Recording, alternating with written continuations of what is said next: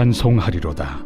하나님 곧 우리 주 예수 그리스도의 아버지께서 그리스도 안에서 하늘에 속한 모든 신령한 복을 우리에게 주시되 곧 창세전에 그리스도 안에서 우리를 택하사 우리로 사랑 안에서 그 앞에 거룩하고 흠이 없게 하시려고 그 기쁘신 뜻대로 우리를 예정하사 예수 그리스도로 말미암아 자기 아들들이 되게 하셨으니 이는 그가 사랑하시는 자 안에서 우리에게 거저 주시는 바 그의 은혜의 영광을 찬송하게 하려는 것이라. 우리는 그리스도 안에서 그의 은혜의 풍성함을 따라 그의 피로 말미암아 속량 곧 죄의 사함을 받았느니라. 이는 그가 모든 지혜와 총명을 우리에게 넘치게 하사 그 뜻의 비밀을 우리에게 알리신 것이요 그의 기뻐하심을 따라 그리스도 안에서 때가 찬 경륜을 위하여 예정하신 것이니 하늘에 있는 것이나 땅에 있는 것이 다 그리스도 안에서 통일되게 하려 하심이라. 모든 일을 그의 뜻의 결정대로 일하시는 이의 계획을 따라 우리가 예정을 입어 그 안에서 기업이 되었으니 이는 우리가 그리스도 안에서 전부터 바라던 그의 영광의 찬송이 되게 하려 하심이라. 그 안에서 너희도 진리의 말씀 곧 너희의 구원의 복음을 듣고 그 안에서 또한 믿어 약속의 성령으로 인치심을 받았으니 이는 우리 기업의 보증이 되사 그 얻으신 것을 속량하시고 그의 영광을 찬송하게 하려 하심이라. 오늘 저희는 예수 안에 넘치는 풍성함을 맛보다라고 하는 제목으로 에베소서 1장 3절로 14절의 말씀을 통하여 은혜를 나누기를 원합니다. 여러분, 저희가 요즘 새벽 시간에 공동체 성경 읽기를 통해서 창세기의 요셉 이야기를 나누고 있는데요. 특히 창세기 39장은 시종일관 요셉이 형통한 사람이다, 형통한 사람이다 라고 말해요. 우리식으로 말하자면 복받은 사람이다 라는 말이겠고, 오늘 본문의 사도 바울식으로 말하면 하늘의 신령한 복을 소유한 자다 라고 말할 수 있을 겁니다. 그런데 여러분, 성경이 그토록 형통한 사람이라고 말하는 요셉의 현실은 사실 전혀 그렇지가 못해요. 형통함과는 너무 거리가 먼 요셉의 현실이며 그의 상태입니다. 마치 사도 바울이 우리가 하늘의 신령한 복을 소유한 사람이라고 그렇게 입이 닳도록 이야기하지만 도대체가 그 신령한 복이 우리 자신에게 좀 너무 멀거나 전혀 실감이 나지 않는 것과 비슷해 보인다라고 하는 거죠. 심지어 여러분이 아시는 것처럼 이 에베소서 편지는 사도 바울이 옥에 갇힌 채로 하늘의 신령한 복을 받고 있다라고 운운하고 있는 셈이라서 더욱더 그런 것 같습니다. 여러분, 다시 저희가 요셉 이야기로 돌아가 보겠습니다. 예, 물론 요셉도 잘못은 있을 거예요. 하지만 아무리 요셉이 얄밉고 심지어 미워 죽겠다 싶어도 형들이 하나같이 동생 요셉을 죽일 생각을 하며 또 그나마도 안 죽인다 하는 것이 미디안 노예 상인에게 동생을 팔아 넘기게 됩니다. 형이란 사람들이 정말 이렇게 하는 건 아니지 않습니까? 정말 말이 안 되는 거죠. 결국에 여러분, 요셉은 어떻게 되나요? 야곱 집에서 고급 채색 옷을 입고 잘 먹고 잘 살던 그야말로 호의호식하던 요셉은 애굽으로 팔려가서 고급 채색 옷이 아니라 싸구려 노예 옷을 입게 됩니다. 한마디로 사랑받고 평안한 삶을 살던 자유인에서 순식간에 노예가 되는 겁니다. 여러분, 노예가 된다는 것이 어떤 의미입니까? 모든 것을 빼앗겨서 아무것도 자기 것이 없는 사람이죠. 심지어 자신의 목숨, 자신의 생활, 자신의 시간들을 마음대로 할 수 없는 겁니다. 오직 주인의 명령대로만 살아가는 존재가 바로 노예입니다. 예, 물론 요셉은요, 총명했고 수완이 좋았죠. 하지만 총명하고 수완이 좋은 노예에 불과합니다.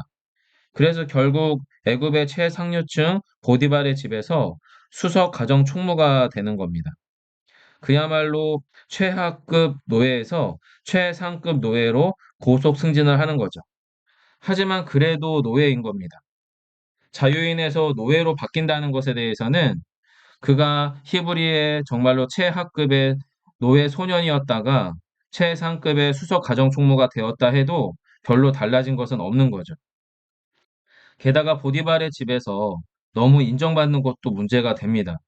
왜냐하면 요셉은 그의 행정 수완뿐만 아니라 솔직히는 외모도 엄청 인정받게 됩니다. 한마디로 노예가 잘생겨도 너무 잘생긴 거죠. 보디발의 아내가 어떻게든 유혹하고 싶을 정도로 잘생긴 것 같아요. 그럼에도 요셉은 어떻습니까? 그런 유혹에 무관심하고 냉담해요. 노예 주제에 잘 안 넘어가는 거죠. 주인 보디발과의 의리가 좋아도 너무 좋고 무엇보다 하나님에 대한 충성심도 완전 남다릅니다. 여러분, 이 정도 요셉이면 사실 너무 완벽하지 않나요? 똑똑합니다. 수완이 좋고요. 잘생긴 데다가 의리까지 좋습니다. 무엇보다 하나님에 대한 믿음과 충성심도 탁월하죠. 그런데 어떻게 되지요? 너무 완벽함에도 불구하고 그는 그야말로 완벽하고 탁월하고 유능한 노예입니다. 그리고 그 탁월하고 유능한 노예에서 더 탁월하고 더 유능한 죄수가 되어 버리고 마는 거죠. 어쩌다가요? 보디발의 의리를 지키다가 그렇게 됩니다. 어쩌다가요? 하나님을 향한 믿음을 지키다가 결국에는 가정 노예가 국가 중범죄자가 되는 거죠. 그래서 왕의 감옥에 갇히는 특별 정치범이 되고 마는 겁니다. 여러분, 요셉은 잘 나가던 자유인에서 잘 나가던 노예가 됐고요. 잘 나가던 노예에서 최종적으로는 잘 나가는 죄수가 되었습니다. 여러분, 우리는 그런 요셉의 삶을 형통하다고 말할 수 있을까요? 저는 개인적으로 말할 수 없을 것 같습니다. 이 정도면 더럽게 재수가 없다거나 꼬여도 너무 꼬인 인생이라고 할 겁니다. 그런데 성경은 그런 요셉을 향해 어떤 사람이라고 선언하죠? 창세기 39장 2절에서 하나님은 이렇게 선언합니다. 여호와께서 요셉과 함께 하심으로 그가 형통한 자가 되어. 여러분, 성경이 말하는 형통함이 이런 거라면 우리는 정확하게 질문을 한번 해봐야 합니다. 여러분, 형통한 자가 되었다라고 하는 말 앞에 여호와께서 요셉과 함께 하신다라는 말이 더 중요해 보여요. 그렇다면 도대체 성경이 말하는 형통함은 무엇이고 또 이것과 연결해서 바울이 말하는 하늘의 신령한 복을 소유한 자라고 하는 것이 도대체 어떤 의미인지 함께 질문해 봐야 할 겁니다. 성도 여러분, 성경이 말하는 형통함은 여호와께서 요셉과 함께 하심으로의 강조점이 있습니다. 즉 성경의 형통함은 구약 선지자들이 선언하고 예언했던 임마누엘의 은혜지요. 현재 상황과 상관이 없이요. 하늘의 신령한 복을 이미 완전히 소유한 존재다라고 하는 의미인 겁니다. 여러분, 현실적으로 요셉의 지금 상황은 전혀 형통하지 않습니다. 오히려 불통의 현장입니다. 고통과 단절의 현실이죠. 요셉의 시간은 우리가 이해하는 형통과는 너무 거리가 먼입니다. 하지만 만일에 하나님께서 요셉과 함께 하신다는 영적 현실이 성경이 말하는 형통함이라면 여러분 어떤 일이 일어날까요? 지금 요셉의 상황이 설명이 됩니다. 어떻게 설명이 되죠? 하나님께서 요셉과 함께 하시기 때문에 어떤 일이 일어나냐면 요셉의 그 상황, 요셉의 그 형편, 요셉의 그 어려움을 하나님이 누구보다 너무나 잘 알고 계세요. 그리고 지금의 극악한 현실조차 하나님께서 친히 다루어 가시는 상황이 되는 겁니다. 그러면 어떤 일이 일어나나요? 그러면 하나님의 선하시고 기뻐하시는 뜻이 반드시 그의 삶과 존재를 붙들어가게 될 것입니다. 이것을 구약은 형통이라고 말하고 바울은 하늘의 신령한 복을 소유한 존재라고 말하는 겁니다. 바로 그 형통함의 선언이 3절로 5절에 있습니다. 찬송하리로다. 하나님 곧 우리 주 예수 그리스도의 아버지께서 그리스도 안에서 하늘에 속한 모든 신령한 복을 우리에게 주시되 곧 창세전에 그리스도 안에서 우리를 택하사 우리로 사랑 안에서 그 앞에 거룩하고 흠이 없게 하시려고 그 기쁘신 뜻대로 우리를 예정하사 예수 그리스도로 말미암아 자기의 아들들이 되게 하셨으니 여러분 여기 5절에서 예수 그리스도로 말미암아 자기의 아들들이 되게 하셨다라고 하는 사건이 바로 형통한 자가 되게 하셨다라고 하는 의미로 이해하면 됩니다. 성도 여러분, 우리가 하나님의 형통한 자요 신령한 복을 소유한 자가 된 것은 언제 일어난 일인가요? 4절에서는 창세 전이라고 이야기합니다. 여러분, 이 창세 전이라고 하는 시간은 하나님의 시간입니다. 모든 만물이 만들어지기 전이죠. 그리고 창세전이라면 심지어 시간도 만들어지기 전입니다. 오직 삼위 하나님만 계십니다. 그 시점에는 무엇만이 존재할까요? 아버지 하나님의 기쁘신 뜻만 있는 겁니다. 아버지 하나님과 아들 하나님과 성령 하나님, 삼위 하나님만 계시는 거죠. 그리고 이 삼위 하나님께서 함께 계시는 연합이 너무나도 기쁘고 행복한 것이 바로 이 시점에 존재했던 유일한 것일 것입니다. 그리고 이 기쁨과 행복함은 특별히 예수 안에서 더욱더 흘러넘쳐 충만합니다. 그래서 만물이 다 만들어지기도 전에 첫사람 아담의 범죄로 모든 만물이 당신의 기쁘신 뜻에서 떠나 죄와 허물로 오염되기도 전에 당신의 기쁘신 뜻을 따라 작정하시게 되는 거죠. 어떤 작정이고 어떤 예정인가요? 바로 미리 예수 그리스도 안에서 당신의 자녀 삼으신 저와 여러분을 선택하셨다라고 하는 겁니다. 성도 여러분, 도대체 사도 바울의 이 말을 우리는 어떻게 받아들여야 할까요? 야, 사도 바울, 진짜 뻥도 너무 심하다 싶지 않을까요? 사실 여러분, 저도 잘 안 믿깁니다. 하지만 만일 내 인생이 내가 예측한 방식대로 그리고 원하는 대로만 흘러가고 풀려갈 수 있다면 저는 사도 바울의 말을 안 믿을 겁니다. 왜냐하면 사도 바울의 말은 너무 과장되고 허황스럽죠. 게다가 하나님의 작정이니, 예정이니, 선택이니, 이런 거 전혀 상관없어요. 왜냐하면 내 인생이 내 스스로의 힘으로 충분히 예측 가능하고, 충분히 내 힘으로 통제 가능하다면 사실 하나님이 없어도 되거든요. 하지만 여러분 어떻습니까? 모두가 살아봐서 알지만 우리 예측대로 사라지는 인생이 아닙니다. 가장 원초적으로는 어떤 부분이 드러날까요? 가장 일반적으로 하나님의 뜻과 작정이 어디서 드러나냐면 우리는 우리가 언제 태어났는지조차 정확하게 모른다라고 하는 거예요. 그냥 부모님과 주변 사람들이 그때 태어났다고 말하는 거예요.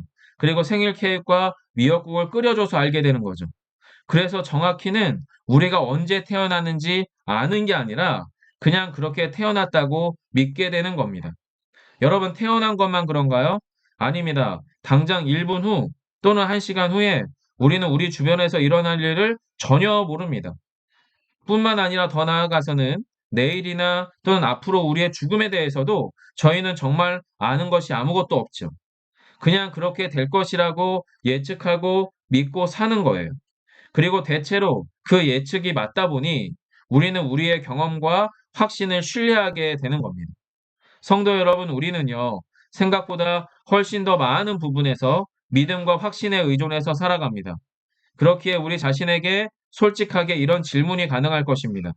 만일 바울의 말을 우리가 믿을 수 있다면, 정말 바울의 말이 사실이라면, 그래서 우리가 정말 창세전에 하나님의 기쁘신 뜻을 따라 하나님의 자녀로 선택되었다면, 그리고 미리 주의 자녀로 확정 예정되었다면 우리 삶에서 가장 확실하게 달라져야 할 것이 무엇일까요?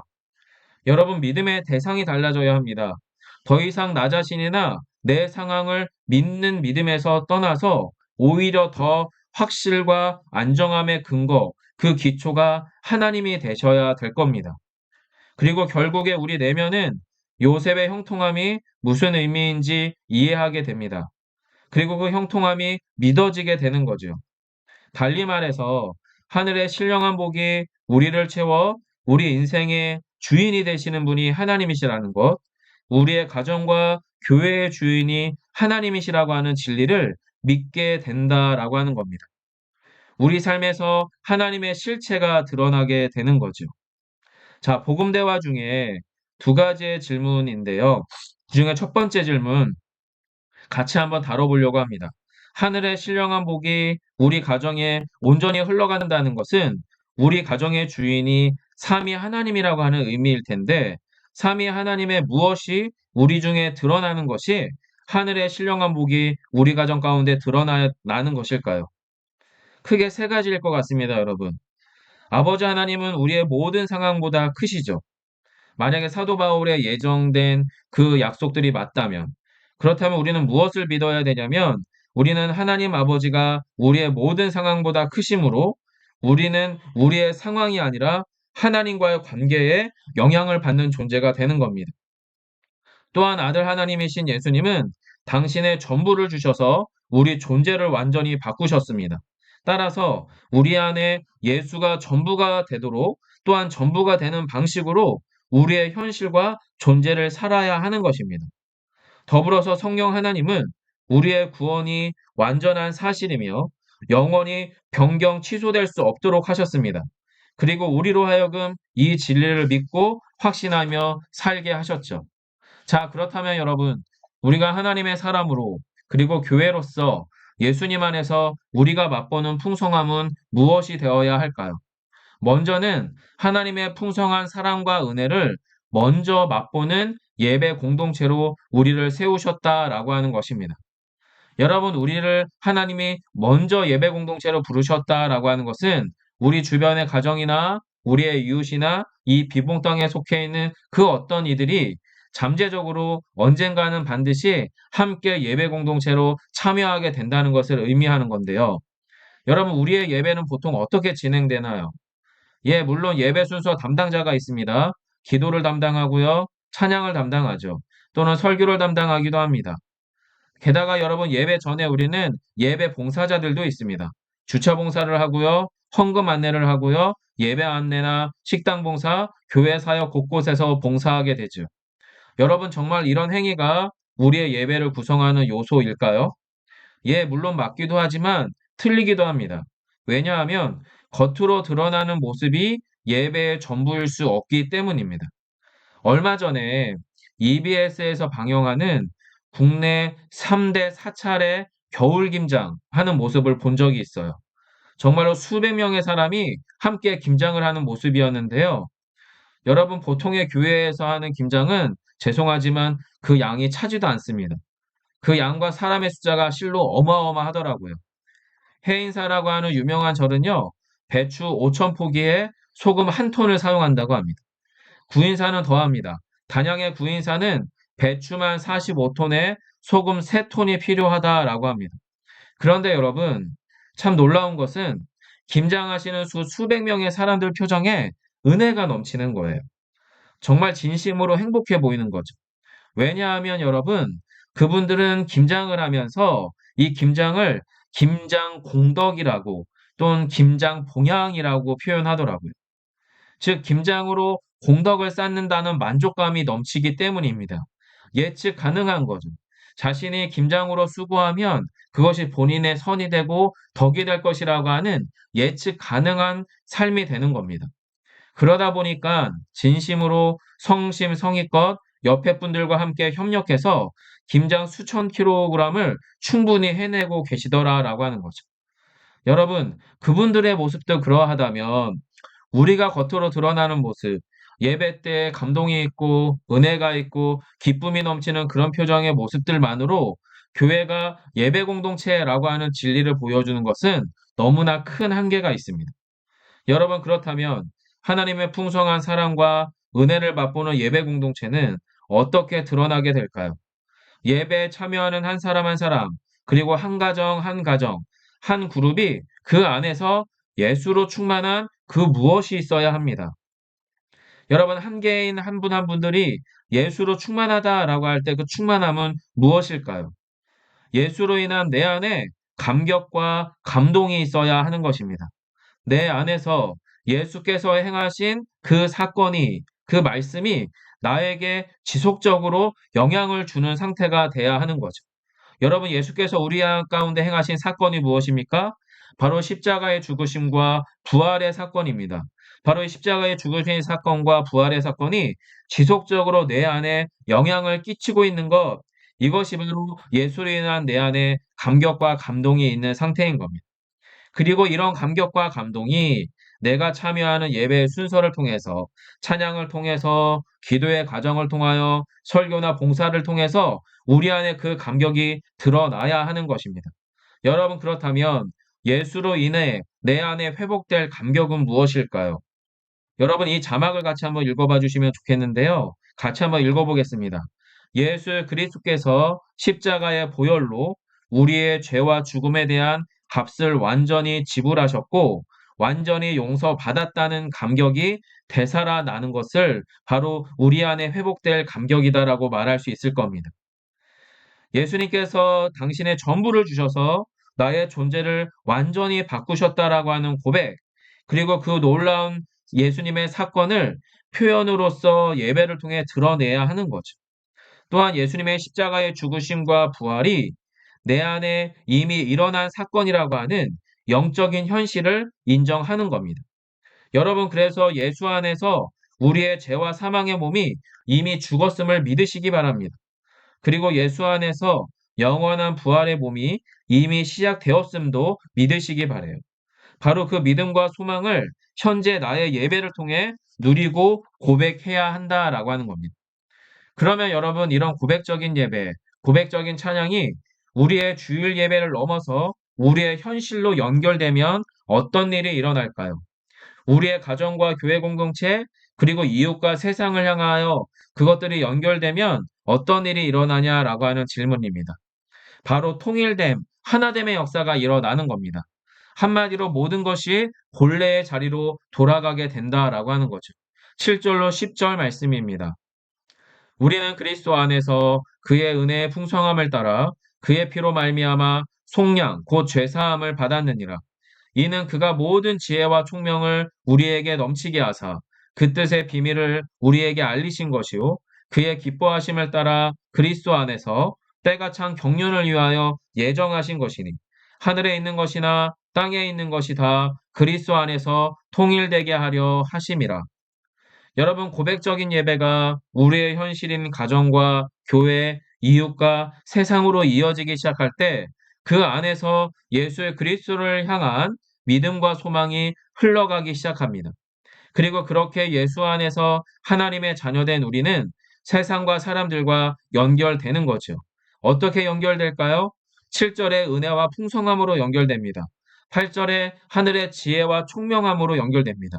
9절에 하나님의 뜻의 비밀이 우리를 통해 그들에게로 흘러가게 되는 겁니다. 그래서 결국에는 그리스도 예수 안에서 모든 만물이 본래의 자리로 되돌아가는 것이죠. 이것을 성경은 그리스도 안에서 통일되게 하려 하심이라고 말하십니다. 자, 성도 여러분, 우리가 하나님의 자녀가 되었다는 것, 자녀가 된다라고 하는 것은 결국에 모든 상황과 만물 속에 하나님의 생명과 사랑의 원리가 충만하게 또한 온전하게 작동되는 영적 상태를 말하는 겁니다. 바로 요셉의 형통함은 이 부분에서 이루어집니다. 그래서 현재의 불통과 단절과 어려움이 설명되고 기다려질 수 있는 거지요.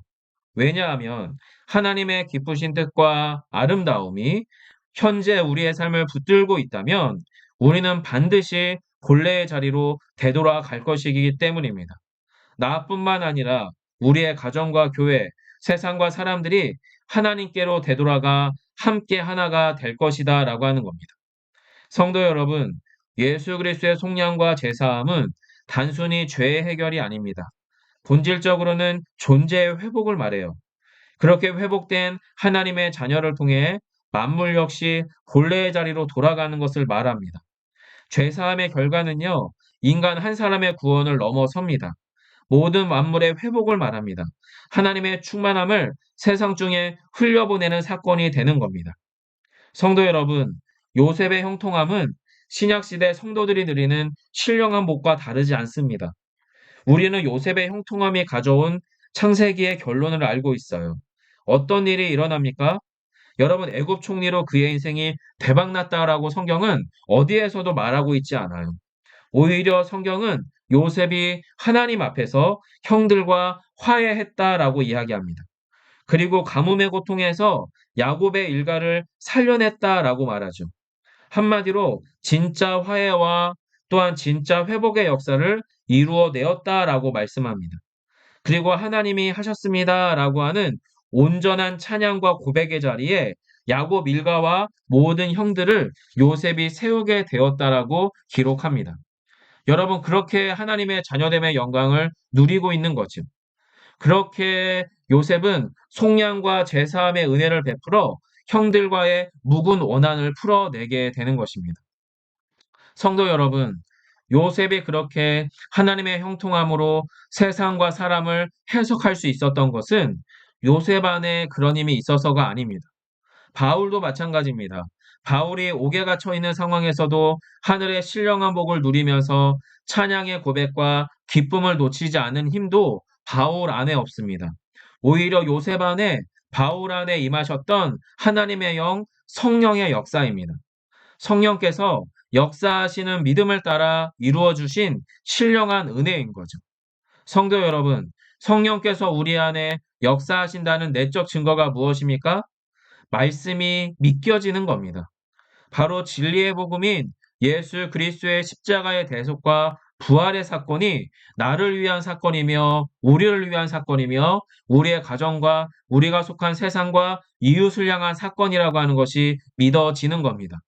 그리고 그 믿음이 지속적으로 우리 안에서 역사하는 겁니다. 그래서 그 믿음이 현실이 되기를 꿈꾸는 거예요. 그 믿음의 현실이 우리 안에서 실제가 되도록 우리 스스로가 그렇게 살고 싶어지는 겁니다. 그래서 그 믿음이 현실이 되도록 지속적인 영적인 변화를 내 안에서 이루어 가고 싶어지는 겁니다. 성도 여러분, 이것이 바로 성령의 충만함입니다. 이것이 하나님께서 우리를 거룩함으로 초대한 성화의 과정이기도 합니다. 성도 여러분, 하나님이 그리신 그 교회는 어떤 교회냐? 예수 안에서 이미 이루어 주신 그 풍성함을 우리가 우리의 현실 안에서 맛보는 것입니다. 그리고 이 풍성함은 이 하늘의 신령한 복이 우리 안에 이미 주어져서 형통케 되었다라고 하는 것. 하나님이 우리와 함께함으로 우리가 형통한 자가 되었다라고 하는 고백대로 우리의 삶을 살아가는 것임을 한 번 더 기억하고 마음 가운데 다짐하며 살아가는 이번 한 주간이 되시기를 간절히 축원합니다.